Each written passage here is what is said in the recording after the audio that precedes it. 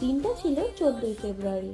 Valentine's ডের সাথে সাথে এবছর কিন্তু বাঙালিদেরও ভ্যালেন্টাইন্স ডে, সরস্বতী পুজোও পড়েছিল 14ই ফেব্রুয়ারি।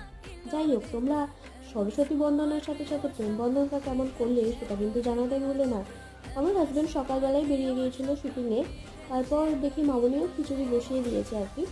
তো আমি ওর দেরি না করে তেল হলুদ একটুখানি মিক্স করে মেখে নিয়ে চলে গেলাম স্নান করতে। স্নান করে উঠে একটা কুর্তি পরে নিয়েছিলাম, রেডি হয়ে চলে গেলাম আমাদের ঠাকুরঘরে যে সরস্বতী মা আছে তাকেই পুজো দেওয়ার উদ্দেশ্যে। তারপর তাকে সুন্দর করে একটুখানি ফুল দিয়ে সাজিয়ে নিয়ে তারপর ফল মিষ্টি এইসব দিয়ে আর কি পুজো দিয়ে দিয়েছিলাম। তারপর পুজো দিয়ে এসে দেখি মামনিও গরম গরম খিচুড়ি, আলুর দম, ফুলকপির তরকারি আর বেগুন ভাজা, ফুলের চাটনি, পাঁপড় এগুলি তাড়াতাড়ি করে পেরে ফেলেছে। আর তো আমরাও আর দেরি না করে খেয়ে নিলাম। খেয়ে নিয়েই দেখলাম, খেয়ে নিয়ে একটুখানি গল্প টল্প করে তারপর দেখলাম মা আর মামনি দুজনে মিলেই আমাদের যে